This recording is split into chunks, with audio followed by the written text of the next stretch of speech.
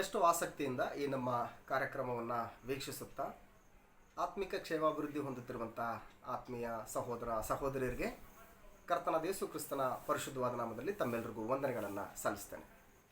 ಪ್ರಿಯರೇ, ಈ ದಿನ ಮತ್ತೊಂದು ವಿಶೇಷವಾದಂಥ ಸಂಗತಿಯನ್ನು ದೇವರ ವಾಕ್ಯಗಳ ಸಹಾಯದಿಂದ ಕಲ್ತ್ಕೊಳ್ಳೋದಕ್ಕೆ ಈ ಅಮೂಲ್ಯವಾದಂಥ ಸಮಯವನ್ನು ನಾವು ಸದುಪಯೋಗಪಡಿಸ್ಕೊಳ್ಳೋಣ. ಪ್ರಸಂಗಿ ಪುಸ್ತಕ 7ನೇ ಅಧ್ಯಾಯ 29ನೇ ವಚನದಲ್ಲಿ ದೇವರು ಮನುಷ್ಯರನ್ನು ಸತ್ಯವಂತರನ್ನಾಗಿ ಸೃಷ್ಟಿಸಿದನು, ಅವರಾದರೋ ಬಹುಯುಕ್ತಿಗಳನ್ನು ಕಲ್ಪಿಸಿಕೊಂಡಿದ್ದಾರೆ, ಇದನ್ನು ಮಾತ್ರ ಕಂಡೆನು ಎಂಬುದಾಗಿ ಬರೆಯಲ್ಪಟ್ಟಿದೆ. ದೇವರು ಮನುಷ್ಯರನ್ನು ಸತ್ಯವಂತರನ್ನಾಗಿ ಉಂಟು ಮಾಡಿರತಕ್ಕಂಥದ್ದು ಸತ್ಯವೇ. ಆದರೆ ಮನುಷ್ಯ ತನ್ನಲ್ಲಿರುವ ಆಸೆ, ಅದರ ಪಾಶಕ್ಕೆ ಒಳಗಾಗಿ ದುರಾಸೆಗಳಿಂದ ದೇವರು ಮಾನವನಿಗೆ ಅನುಗ್ರಹಿಸಿದಂತಹ ಆಶೀರ್ವಾದಗಳಲ್ಲಿ ಸಂತೃಪ್ತಿಯನ್ನು ಹೊಂದದೆ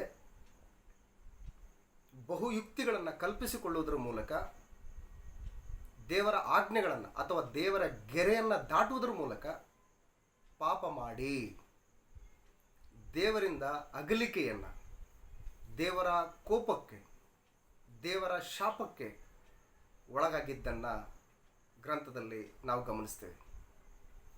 ಈ ರೀತಿ ಪಾಪ ಮಾಡಿದಂತಹ ಮನುಷ್ಯ ಪುನಃ ದೇವರ ಬಳಿಗೆ ಬರುವುದಕ್ಕೆ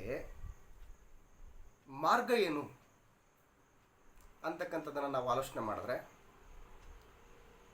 ಪಾಪಕ್ಕೆ ಶಿಕ್ಷೆ ಇಲ್ಲದೆ ಪಾಪ ಕ್ಷಮಾಪಣೆ ಇಲ್ಲ ಅಂತಕ್ಕಂಥದ್ದು ದೇವರ ಆಲೋಚನೆ, ದೇವರ ನಿಯಮ. ಪಾಪ ಮಾಡಿದಂತಹ ಆ ವ್ಯಕ್ತಿ ಆ ಪಾಪಕ್ಕೆ ಶಿಕ್ಷೆಯನ್ನು ಅನುಭವಿಸಲೇಬೇಕು.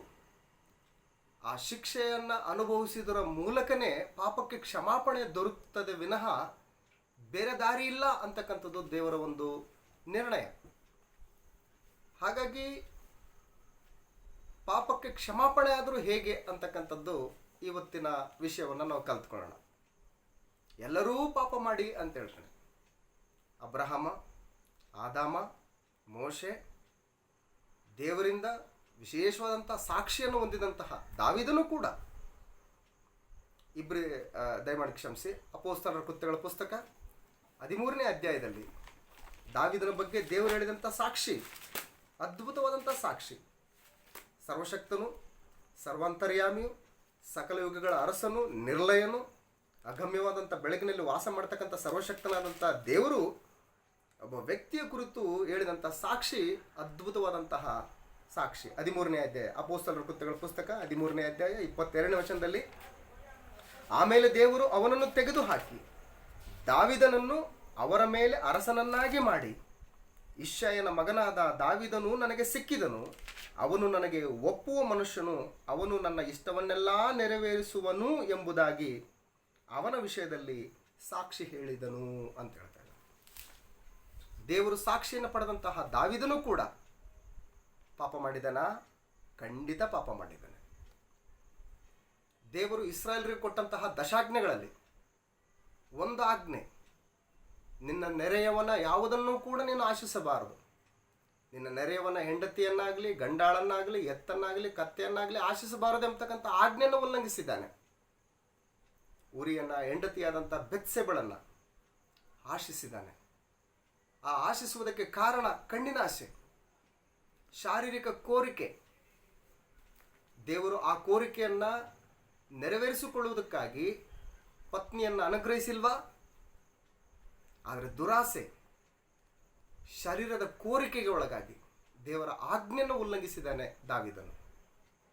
ಅಷ್ಟಕ್ಕೂ ಸುಮ್ಮನಾದ್ನ ಅಂತಂದರೆ ಇನ್ನೂ ಮುಂದುವರೆದು ನರಹತ್ಯೆ ಮಾಡಬಾರದು ಎಂಬತಕ್ಕಂಥ ಆಜ್ಞೆಯನ್ನು ಕೂಡ ಮೀರುವುದಕ್ಕೆ ಸಾಹಸ ಮಾಡಿದ್ದಾನೆ ದಾವೀದನು. ಉರಿಯನನ್ನು ಕುಯುಕ್ತಿಯಿಂದ ತನ್ನ ಸೇನಾಪತಿಯ ಮೂಲಕ ಹತ್ಯೆಗೈದಿದ್ದನ್ನು ನಾವು ಗ್ರಂಥದಲ್ಲಿ ಗಮನಿಸ್ತೀವಿ. ಈ ರೀತಿಯಾಗಿ ಪಾಪ ಮಾಡಿದಂತಹ ವ್ಯಕ್ತಿಗಳು ಅನೇಕರನ್ನು ನಾವು ಗಮನಿಸ್ತೀವಿ. ಹಾಗಾಗಿನೇ ರೋಮಾಪುರದವರು ಬರೆದ ಪತ್ರಿಕೆ 3ನೇ ಅಧ್ಯಾಯದಲ್ಲಿ ಎಲ್ಲರೂ ಪಾಪ ಮಾಡಿ ಅಂತ ಹೇಳ್ತಿದ್ದಾನೆ. ಹೆಚ್ಚು ಕಡಿಮೆ ಏನೂ ಇಲ್ಲ, ಎಲ್ಲರೂ ಪಾಪ ಮಾಡಿ ದೇವರಿಂದ ದೂರ ಆಗಿದ್ದಾರೆ, ದೇವರ ಮಹಿಮೆಯನ್ನು ಹೊಂದದೇ ಹೋಗಿದ್ದಾರೆ ಅಂತ ಹೇಳ್ತಾನೆ. ಈ ರೀತಿಯಾಗಿ ದೂರ ಹೋದಂತಹ ಮನುಷ್ಯರನ್ನು ಪುನಃ ದೇವರ ಬಳಿಗೆ ಸೇರಿಸಿಕೊಳ್ಳುವುದಕ್ಕೆ ಮಾರ್ಗ ಏನು ಅಂತಂದರೆ ಪಾಪಕ್ಕೆ ಶಿಕ್ಷೆ ಆಗಲೇಬೇಕು. ಪಾಪಕ್ಕೆ ಶಿಕ್ಷೆ ಇಲ್ಲದೇನೆ ಪಾಪ ಪರಿಹಾರ ಇಲ್ಲ ಅಂತಕ್ಕಂಥದ್ದು ದೇವರ ಒಂದು ನಿರ್ಣಯ. ಹಾಗಾಗಿ ದಾವೀದನು ಕೂಡ ಮಾಡಿದಂಥ ಪಾಪಕ್ಕೆ ಶಿಕ್ಷೆಯನ್ನು ಹೇಗೆ ಅನುಭವಿಸಿದನಂತಕ್ಕಂಥದ್ದನ್ನು ಗ್ರಂಥದಲ್ಲಿ ನಾವು ಗಮನಿಸೋಣ.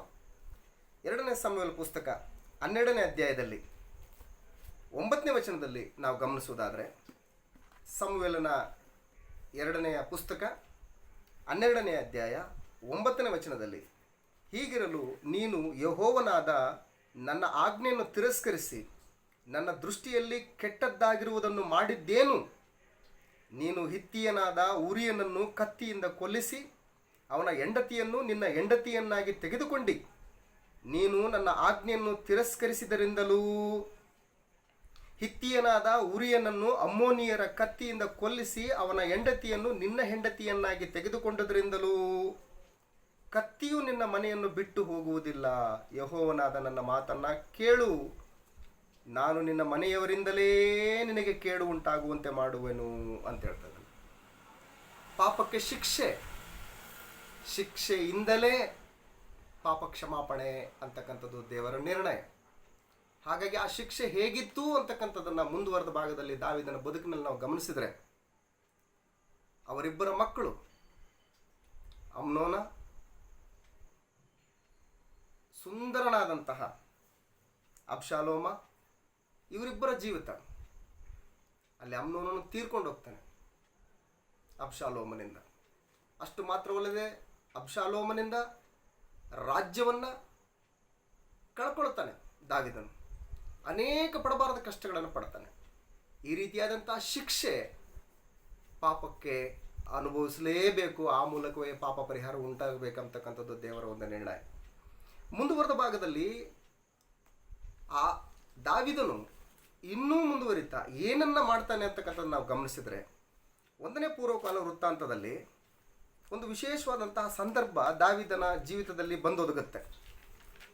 1ನೇ ಪೂರ್ವಕಾಲ ವೃತ್ತಾಂತ 21ನೇ ಅಧ್ಯಾಯದಲ್ಲಿ ದೇವರು ವಿಶೇಷವಾದಂತಹ ಸೌಭಾಗ್ಯವನ್ನು ದಾವೀದನಿಗೆ ಅನುಗ್ರಹಿಸಿದಾಗ, ದಾವೀದನು ಸೈತಾನನಿಂದ ಪ್ರೇರಿತನಾಗಿ ಇಸ್ರಾಯೇಲರಿಗೆ ವಿರೋಧವಾಗಿ ಎದ್ದು ಕಾನೇಶು ಮಾರಿ ಮಾಡುವುದಕ್ಕೆ ಮುಂದಾಗ್ತಾನೆ. 1ನೇ ಪೂರ್ವಕಾಲ ವೃತ್ತಾಂತ 21ನೇ ಅಧ್ಯಾಯದಲ್ಲಿ ಸೈತಾನನು ಇಸ್ರಾಯೇಲರಿಗೆ ವಿರೋಧವಾಗಿ ಎದ್ದು ಕಾನೇಶು ಮಾರಿ ಮಾಡುವುದಕ್ಕೆ ದಾವೀದನನ್ನು ಪ್ರೇರಿಸಿದನು.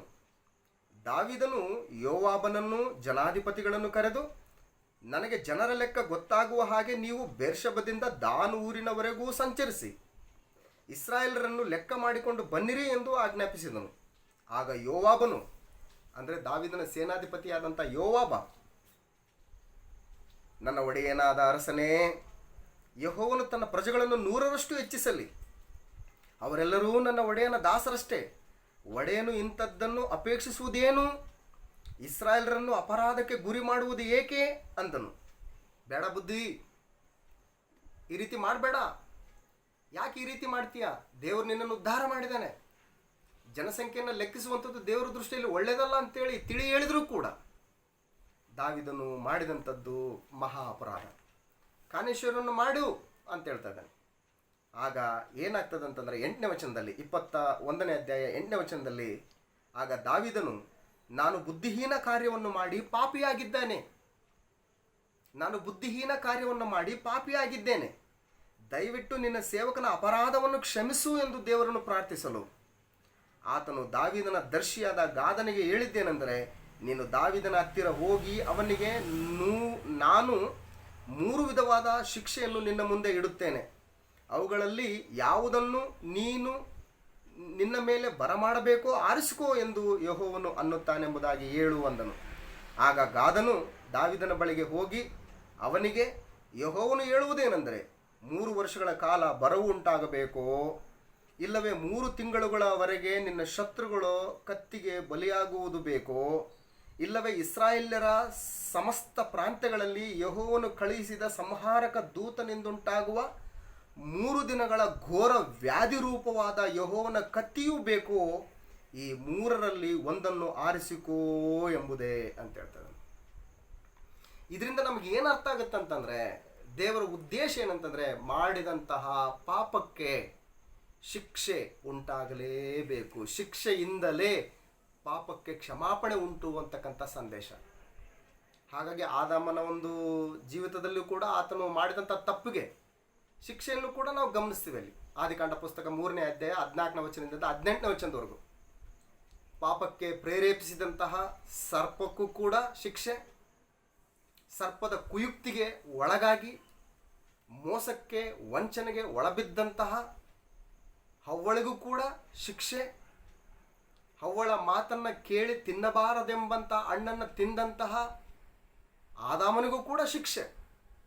ಹಾಗಾಗಿ ದೇವರ ಸೂತ್ರ ಏನು ಅಂತಂದರೆ, ಪಾಪಕ್ಕೆ ಶಿಕ್ಷೆ, ಆ ಶಿಕ್ಷೆಯಿಂದಲೇ ಪಾಪಕ್ಕೆ ಕ್ಷಮಾಪಣೆ ಅಂತಕ್ಕಂಥದ್ದು ದೇವರ ನೀತಿ. ಹಾಗಾಗಿ ಎಲ್ಲರೂ ಕೂಡ ಪಾಪ ಮಾಡಿದ್ದಾರೆ, ಪಾಪ ಮಾಡಿ ದೇವರ ಮಹಿಮೆಯನ್ನು ಹೊಂದದೇ ಹೋಗಿದ್ದಾರೆ. ಹೊಂದದೇ ಹೋದಂಥ ಮನುಷ್ಯನನ್ನು ಪುನಃ ಆ ಮಹಿಮೆಗೆ ಸೇರಿಸ್ಕೊಳ್ಬೇಕು ಅಂತಂದರೆ ಪಾಪಕ್ಕೆ ತಕ್ಕ ಶಿಕ್ಷೆ ಉಂಟಾಗಲೇಬೇಕು ಅಂತಕ್ಕಂಥದ್ದು. ಇಸ್ರಾಯೇಲರು ಕೂಡ ಅನೇಕ ಸಂದರ್ಭಗಳಲ್ಲಿ ದೇವರ ಆಜ್ಞೆಗಳನ್ನು ಉಲ್ಲಂಘಿಸಿ ಪಾಪ ಮಾಡಿದಂಥ ಸಂದರ್ಭದಲ್ಲಿ ದೇವರು ಅವರ ಪಾಪಗಳನ್ನು ಅಮಾಯಕ ಪ್ರಾಣಿಗಳ ಬಲಿಯನ್ನು ನೋಡೋದ್ರ ಮುಖಾಂತರ ಅವಳ ರಕ್ತವನ್ನು, ಆ ರಕ್ತದ ಮೂಲಕ ದೇವರವರ ಪಾಪವನ್ನು ಸಮಾಧಾನಪಡಿಸಿದ್ದನ್ನು ನಾವು ಗಮನಿಸ್ತೀವಿ. ಅದಕ್ಕೆ ಇಬ್ರಿಯರಿಗೆ ಬರೆದ ಪತ್ರಿಕೆಯಲ್ಲಿ 10ನೇ ಅಧ್ಯಾಯ 1ನೇ ವಚನದಲ್ಲಿ ಧರ್ಮಶಾಸ್ತ್ರವು ಮುಂದೆ ಬರಬೇಕಾಗಿದ್ದ ಮೇಲುಗಳ ಛಾಯೆ ಅಂತೇಳಿ, ಅಲ್ಲಿ ಏನಿತ್ತು ಧರ್ಮಶಾಸ್ತ್ರದಲ್ಲಿ ಅಂತಂದರೆ, ಅವರು ವರ್ಷ ಪದೇ ಏನು ಮಾಡ್ತಾಯಿದ್ರು ಅಂತಂದರೆ ಒಂದೇ ವಿಧವಾದಂತಹ ಯಜ್ಞಗಳನ್ನು ಸಮರ್ಪಿಸ್ತಾ ಇದ್ರು ಅಂತ ಹೇಳ್ತಾ ಇದ್ದಾನೆ. ಇಸ್ರಾಯೇಲರು ತಾವು ಮಾಡಿದಂಥ ಅಪರಾಧಗಳ ಕ್ಷಮಾಪಣೆಗೋಸ್ಕರ ಪಶು ಪಕ್ಷಿಗಳನ್ನು ಯಜ್ಞವಾಗಿ ಸಮರ್ಪಿಸ್ತಾ ಇದ್ರು. ಸಮರ್ಪಿಸಿದ್ರೂ ಕೂಡ ಅವರ ಪಾಪ ಪರಿಹಾರ ಸಂಪೂರ್ಣವಾಗಿ ಆಯ್ತಾ ಅನ್ನುವಂಥದ್ದನ್ನು ಗಮನಿಸುವುದಾದರೆ ಅದಾಗಲಿಲ್ಲ.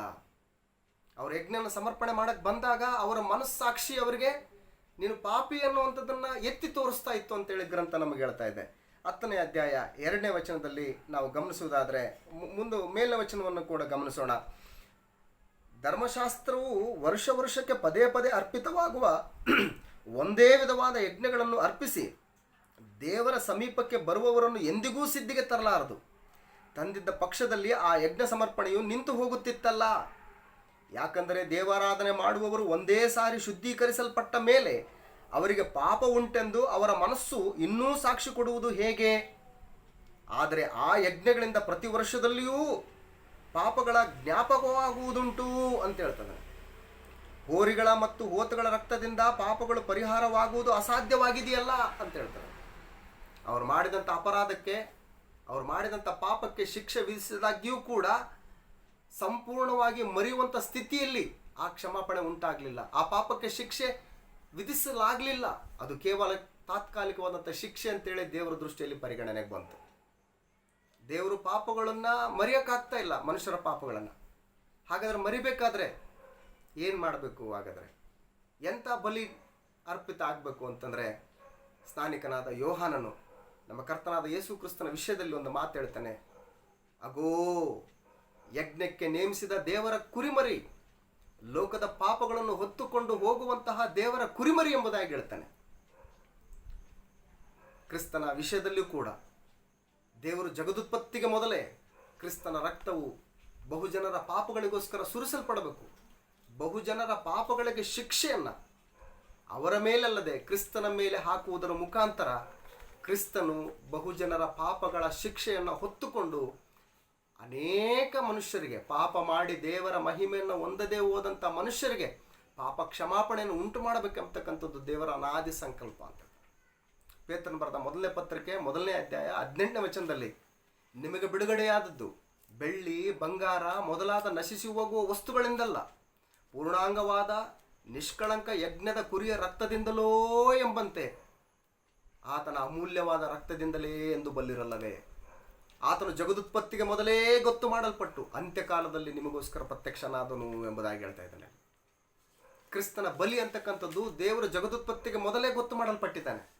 ಆತನ ಪರಿಶುದ್ಧ ರಕ್ತ ಅಂತಕ್ಕಂಥದ್ದು ಸಕಲ ಪಾಪಗಳ ನಿವಾರಣೆಗಾಗಿ ಸೂಕ್ತವಾದಂಥ ರಕ್ತ. ಯಾವ ಕಳಂಕ, ಸುಕ್ಕು ಮುಂತಾದದ್ದೊಂದೂ ಇಲ್ಲದಂತಹ ರಕ್ತ. ಯಾವ ಪಾಪದ ಸೋಂಕು ಕೂಡ ಆ ರಕ್ತದೊಳಗೆ ಪ್ರವೇಶಿಸದಂತೆ ಸುರಕ್ಷಿತವಾಗಿ ಕಾಪಾಡಿಕೊಂಡಂತಹ ರಕ್ತ ಯೇಸು ಕ್ರಿಸ್ತನ ರಕ್ತ ಅಂತ ಹೇಳ್ತಾರೆ. ಪಾಪಕ್ಕೆ ಶಿಕ್ಷೆಯನ್ನು ಮನುಷ್ಯನ ಮೇಲೆ ಹಾಕದೆ ಸಮಸ್ತ ಮಾನವರ ಪಾಪಗಳ ಶಿಕ್ಷೆಯನ್ನು ಕ್ರಿಸ್ತನ ಮೇಲೆ ಹಾಕುವುದರ ಮೂಲಕ ಕ್ರಿಸ್ತನಿಂದ ಪಾಪಕ್ಕೆ ಕ್ಷಮಾಪಣೆಯನ್ನು ಕೊಡ್ತಕ್ಕಂಥದ್ದು ದೇವರ ಒಂದು ಉದ್ದೇಶ, ದೇವರ ಒಂದು ಯೋಜನೆ. ಆ ಯೋಜನೆಯ ಮೂಲಕ ದೇವರು ಏನು ಮಾಡ್ತಾನೆ ಅಂತಂದರೆ ಮನುಷ್ಯರ ಎಲ್ಲ ಅಪರಾಧಗಳನ್ನು ಕ್ಷಮಿಸುವುದರ ಮೂಲಕ ಅವರೆಲ್ಲ ಅಪರಾಧಗಳು ಕೂಡ ಇನ್ನೆಂದಿಗೂ ನಾನು ನೆನಪಿಗೆ ತರಲ್ಲ ಅಂತ ಹೇಳ್ತಾರೆ. ಅದೇ ಇಬ್ರಿಯರು ಬರೆದ ಪತ್ರಿಕೆ 10ನೇ ಅಧ್ಯಾಯ 17ನೇ ವಚನದಲ್ಲಿ ನಾವು ಗಮನಿಸುವುದಾದರೆ, ಅವರ ಪಾಪಗಳನ್ನೂ ಅವರ ದುಷ್ಕೃತ್ಯಗಳನ್ನೂ ನನ್ನ ನೆನಪಿಗೆ ಎಂದಿಗೂ ತರುವುದಿಲ್ಲ ಎಂದು ಹೇಳುತ್ತಾನೆ ಅಂತ ಹೇಳ್ತದೆ. ಪಾಪಗಳು ಪರಿಹಾರವಾದಲ್ಲಿ ಇನ್ನೂ ಅವುಗಳ ವಿಷಯದಲ್ಲಿ ಸಮರ್ಪಣೆ ಮಾಡುವುದು ಅವಶ್ಯವಿಲ್ಲ. ಕ್ರಿಸ್ತನ ಬಲಿಯಿಂದಲೇ ಎಲ್ಲ ಮನುಷ್ಯರ ಪಾಪ ಪರಿಹಾರ ಆಯಿತು ಅಂತ ಹೇಳ್ತಾನೆ. ಹಳೆ ಒಡಂಬಡಿಕೆಯಲ್ಲಿರ್ತಕ್ಕಂತಹ ಭಕ್ತರು ತಿಳಿದೋ ತಿಳಿಯದನೋ ಮಾಡಿದಂತಹ ಪಾಪಗಳ ಪರಿಹಾರಕ್ಕೂ ಕೂಡ ಕ್ರಿಸ್ತನ ರಕ್ತ ಅನ್ವಯ ಆಗುತ್ತೆ ಅಂತಕ್ಕಂಥದ್ದು ಗ್ರಂಥ ಇವತ್ತು ನಮಗೆ ತಿಳಿಸ್ತದೆ ಪ್ರೇರೆ. ಅದೇ ಇಬ್ರಿಯರಿಗೆ ಬರೆದ ಪತ್ರಿಕೆ 9ನೇ ಅಧ್ಯಾಯ 15ನೇ ವಚನದಲ್ಲಿ, ಮತ್ತು ಈ ಕಾರಣದಿಂದ ಆತನು ಒಂದು ಹೊಸ ಒಡಂಬಡಿಕೆಗೆ ಮಧ್ಯಸ್ಥನಾಗಿದ್ದಾನೆ, ಮೊದಲನೆಯ ಒಡಂಬಡಿಕೆಯ ಕಾಲದಲ್ಲಿ ನಡೆದ ಅಕ್ರಮಗಳ ಪರಿಹಾರಕ್ಕಾಗಿ. ಮೊದಲನೆಯ ಒಡಂಬಡಿಕೆಯ ಕಾಲದಲ್ಲಿ ನಡೆದ ಅಕ್ರಮಗಳ ಪರಿಹಾರಕ್ಕಾಗಿ ಆತನು ಮರಣವನ್ನು ಅನುಭವಿಸಿದ್ದರಿಂದ ಕ್ರಿಸ್ತನ ಮರಣ, ಕ್ರಿಸ್ತನ ರಕ್ತಧಾರೆ ಯಾರ್ಯಾರಿಗೋಸ್ಕರ ಅಂತಂದರೆ, ಮೊದಲನೆಯ ಒಡಂಬಡಿಕೆಯಲ್ಲಿ ನೀತಿವಂತರೆನಿಸಿಕೊಂಡಂಥವರ ಅಕ್ರಮಗಳ ಪರಿಹಾರಕ್ಕಾಗಿಯೂ ಕೂಡ ಆತನ ರಕ್ತ, ಹೊಸ ಒಡಂಬಡಿಕೆಗೆ ಒಳಪಡ್ತಕ್ಕಂತಹ ಮುಂದಿನ ಪೀಳಿಗೆರೆಲ್ಲರಿಗೂ ಕೂಡ ಅನ್ವಯವಾಗುವಂತಹ ರಕ್ತ ಅಂತ ಹೇಳ್ತಾ ಇದ್ದಾನೆ. ಹಾಗಾಗಿ ರಕ್ತಧಾರೆ ಇಲ್ಲದೆ ಪಾಪ ಪರಿಹಾರ ಉಂಟಾಗುವುದಿಲ್ಲ. ಆ ರಕ್ತಧಾರೆಗಳು ವರ್ಷಕ್ಕೆ ಪದೇ ಅರ್ಪಿತವಾಗುವುದರಿಂದ ಓತ ಹೋರಿ ಕುರಿಗಳ ರಕ್ತ ಅವರ ಪಾಪಗಳನ್ನು ಜ್ಞಾಪಕ ತರುವಂಥ ರೀತಿಯಲ್ಲಿ. ಆದರೆ ಕ್ರಿಸ್ತನ ರಕ್ತ ಮಾನವರ ಪಾಪಗಳನ್ನು ಎಂದಿಗೂ ಕೂಡ ನೆನಪಿಗೆ ತರಲಾರದಂತಹ ರಕ್ತ ಅಂತ ಹೇಳ್ತಾನೆ. ಹಾಗಾಗಿ ದೇವರ ಒಂದು ನೀತಿ ಏನು ಅಂತಂದರೆ, ಪಾಪಕ್ಕೆ ಶಿಕ್ಷೆ ಆಗಬೇಕು, ಆ ಶಿಕ್ಷೆಯಿಂದಲೇ ಪಾಪ ಪರಿಹಾರ ಉಂಟಾಗಬೇಕೆ ವಿರಹ ಬೇರೆ ದಾರಿ ಇಲ್ಲ ಅಂತ ಹೇಳ್ತಾರೆ. ಹಾಗಾಗಿ ತೀತನ ಬರೆದ ಪತ್ರಿಕೆಯಲ್ಲಿ ವಿಶೇಷವಾದಂಥ ಮಾತನ್ನು ನಾವು ಗಮನಿಸ್ತೀವಿ. ರಕ್ಷಣೆಯ ಕೃಪೆ ಪ್ರತ್ಯಕ್ಷವಾಯಿತು ಅಂತ ಹೇಳ್ತದಾನೆ. ತೀತನ ಬರೆದ ಪತ್ರಿಕೆಯಲ್ಲಿ ಅಪೊಸ್ತಲನಾದಂಥ ಪೌಲನು ತೀತನಿಗೆ ಬರೆದ ಪತ್ರಿಕೆಯಲ್ಲಿ ಒಂದು ವಿಶೇಷವಾದಂಥ ಮಾತನ್ನು ನಮ್ಗೆ ಹೇಳ್ತದಾನೆ. 2ನೇ ಅಧ್ಯಾಯ 11ನೇ ವಚನದಲ್ಲಿ, ಯಾಕಂದರೆ ಎಲ್ಲ ಮನುಷ್ಯರಿಗೆ ರಕ್ಷಣೆಯನ್ನುಂಟು ಮಾಡುವ ದೇವರ ಕೃಪೆಯು ಪ್ರತ್ಯಕ್ಷವಾಯಿತು ಅಂತ ಹೇಳ್ತಾನೆ. ದೇವರ ಕೃಪೆ ಪ್ರತ್ಯಕ್ಷವಾಯಿತು. ಎಲ್ಲಿ ಪ್ರತ್ಯಕ್ಷ ಆಯಿತು ಅಂದರೆ ಕಲ್ವರಿ ಶಿಲುಬೆಯಲ್ಲಿ ಪ್ರತ್ಯಕ್ಷ ಆಯಿತು. ಎಲ್ಲರೂ ಪಾಪ ಮಾಡಿದ್ದರಿಂದ ಆ ಪಾಪಕ್ಕೆ ತಕ್ಕ ಶಿಕ್ಷೆ ಆಗಲೇಬೇಕು, ಆಗಲೇ ಪಾಪಕ್ಕೆ ಪರಿಹಾರ, ಪಾಪಕ್ಕೆ ಕ್ಷಮಾಪಣೆ. ಆ ಕೃಪೆ ಕಲ್ವರಿ ಶಿಲುಬೆಯಲ್ಲಿ ಪ್ರತ್ಯಕ್ಷ ಆಯಿತು. ನಾನು ಮಾಡಿದಂಥ ಪಾಪಕ್ಕೆ ನಾನೇ ಶಿಕ್ಷೆಯನ್ನು ಅನುಭವಿಸಬೇಕು. ಆದರೆ ದೇವರು ನನ್ನ ಪಾಪಕ್ಕೆ ನಾನು ಅನುಭವಿಸಬೇಕಾದಂಥ ಶಿಕ್ಷೆಯನ್ನು ಕ್ರಿಸ್ತನ ಮೇಲೆ ಹಾಕಿ, ಆ ಪಾಪಕ್ಕೆ ಶಿಕ್ಷೆಯನ್ನು ಕ್ರಿಸ್ತನಿಗೆ ಅನುಗ್ರಹಿಸಿ, ಕ್ರಿಸ್ತನಿಗೆ ಕೊಟ್ಟು, ಆತನ ಮೂಲಕ ಪಾಪ ಕ್ಷಮಾಪಣೆಯನ್ನು ಪ್ರತಿ ಮನುಷ್ಯರಿಗೂ ಕೂಡ ಅನುಗ್ರಹಿಸ್ತಕ್ಕಂಥದ್ದು ದೇವರ ಒಂದು ಉದ್ದೇಶ, ದೇವರ ಒಂದು ಆಲೋಚನೆ ಪ್ರೇರೆ. ಹಾಗಾಗಿ ಪಾಪಕ್ಕೆ ಶಿಕ್ಷೆ ಇಲ್ಲದೆ ಪಾಪ ಕ್ಷಮಾಪಣೆ ಇಲ್ಲ. ಪಾಪಕ್ಕೆ ಶಿಕ್ಷೆ ಇಲ್ಲದೆ ಪಾಪ ಕ್ಷಮಾಪಣೆ ಇಲ್ಲ. ಓತ ಹೋರಿಕಡಗಳ ರಕ್ತ ಎಷ್ಟೇ ಸಮರ್ಪಿಸಿದ್ರು ಕೂಡ ಅವರ ಪಾಪಗಳು ಪದೇ ನೆನಪಿಗೆ ಬರ್ತಾ ಇದ್ದಾವೆ. ದೇವರು ಬಹಳ ನೆನ್ಪಿಟ್ಕತಾನೆ ಪ್ರೇಯರ್. ದೇವ್ರು ಎಂಥ ಪರಿ ನೆನ್ಪಿಟ್ಕತಾನೆ ಅಂತಂದರೆ, ಧರ್ಮೋಪದೇಶ ಕಾಂಡ ಪುಸ್ತಕದಲ್ಲಿ ಒಂದು ಸಂದರ್ಭ ಬರ್ತದೆ. ದೇವ್ರಿಗೆಷ್ಟು ಜ್ಞಾಪಕ ಶಕ್ತಿ ಇದೆ ಅಂತಕ್ಕಂಥದ್ದನ್ನು ಈ ಒಂದು ಸಂದರ್ಭವನ್ನು ನಾವು ನೋಡ್ಕೊಳ್ಳೋಣ ಪ್ರೇಯರೆ. ಧರ್ಮೋಪದೇಶ ಕಾಂಡ ಪುಸ್ತಕ 25ನೇ ಅಧ್ಯಾಯದಲ್ಲಿ ಇಸ್ರಾಯೇಲರು ಐಗುಪ್ತ ದೇಶದಿಂದ ವಾಗ್ದಾತ್ತ ದೇಶವಾದಂಥ ಕಾನಾನ್ ದೇಶಕ್ಕೆ ಪ್ರಯಾಣವನ್ನು ನಡೆಸುವಂಥ ಸಂದರ್ಭ.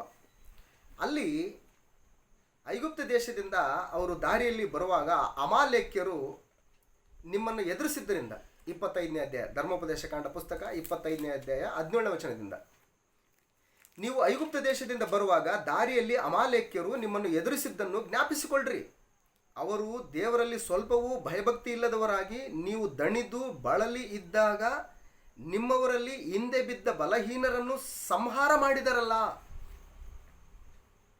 ಆದ ಕಾರಣ ನಿಮ್ಮ ದೇವರಾದ ಯೆಹೋವನು ನಿಮಗೆ ಸ್ವದೇಶವಾಗುವುದಕ್ಕೆ ಕೊಡುವ ದೇಶದಲ್ಲಿ ನಿಮ್ಮನ್ನು ಸೇರಿಸಿ ಸುತ್ತಲೂ ಯಾವ ಶತ್ರುಗಳೂ ಇಲ್ಲದಂತೆ ಮಾಡಿದಾಗ ಭೂಮಿಯ ಮೇಲೆ ಅಮಾಲೇಕ್ಯರ ಹೆಸರೇ ಉಳಿಯದಂತೆ ನೀವು ಮಾಡಬೇಕು, ಇದನ್ನು ಮರಿಬಾರದು ಅಂತ ಹೇಳ್ತಾರೆ. ಅಮಾಲೇಕ್ಯರು ದೇವರ ಪ್ರಜೆಗಳಾದಂಥ ಇಸ್ರಾಯೇಲರು ಐಗುಪ್ತದಿಂದ ಬಿಡುಗಡೆಯನ್ನು ಹೊಂದಿ ವಾಗ್ದಾತ್ತ ದೇಶಕ್ಕೆ ಪ್ರಯಾಣವನ್ನು ಮಾಡುವಂಥ ಸಂದರ್ಭದಲ್ಲಿ ಆ ಪ್ರಯಾಣದಲ್ಲಿ ಬಳಲಿ ದಣಿದು ಸುಸ್ತಾಗಿ ವಿಶ್ರಾಂತಿ ಪಡ್ಕೊಳ್ತಕ್ಕಂತಹ ಇಸ್ರಾಯೇಲ್ ಪ್ರಜೆಗಳ ಮೇಲೆ ದಾಳಿಯನ್ನು ನಡೆಸಿ ಹತ್ಯೆಗೈದಂಥ ಅಮಾಲೇಕ್ಯರನ್ನ ನೀವು ಭೂಮಿ ಮೇಲೆ ಉಳಿಸಲೇಬಾರ್ದು ಅಂತಕ್ಕಂಥದ್ದು ದೇವರು ಇಸ್ರಾಯೇಲರಿಗೆ ಕೊಟ್ಟಂಥ ಆಜ್ಞೆ. ಇದನ್ನು ನೀವು ಮರಿಬಾರ್ದು ಅಂತ ಹೇಳ್ತಾ ಇದ್ದಾನೆ.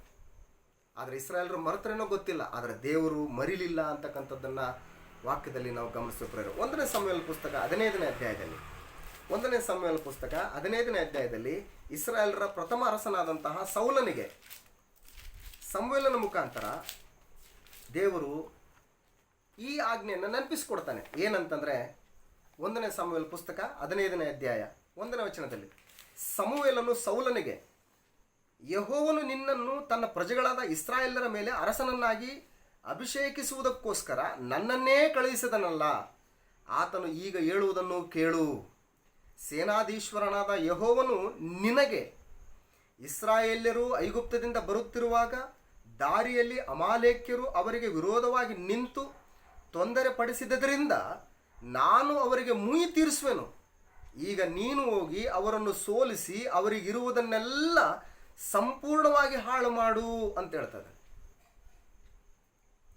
ಈ ಮಾತು ಇಂಚುಮಿಂಚು 540 ವರ್ಷಗಳ ನಂತರ ಇದನ್ನು ನೆನಪಿಗೆ ತರ್ತಾ ಇದ್ದಾನೆ. ಇವರು ಮರ್ತಿದ್ರನೋ ಗೊತ್ತಿಲ್ಲ, ಆದರೆ ದೇವರು ಮಾತ್ರ ಮರ್ತಿಲ್ಲ ಅಂತಕ್ಕಂಥದ್ದು. ಹಾಗಾಗಿ ಪಾಪಗಳನ್ನು ಮರೆಯುವಂಥದ್ದು ಬಹಳ ಕಷ್ಟ. ಆ ರೀತಿಯಾದಂಥ ಪಾಪಗಳು ಮಾನವರದು.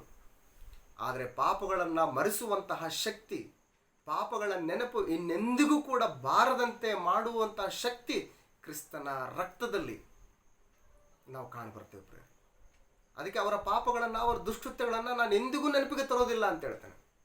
ಹಾಗಾಗಿ ದೇವರ ಏರ್ಪಾಟು ಏನಂತಂದರೆ, ಪಾಪಕ್ಕೆ ಶಿಕ್ಷೆ ಇಲ್ಲದೆ ಪಾಪ ಕ್ಷಮಾಪಣೆ ಇಲ್ಲ.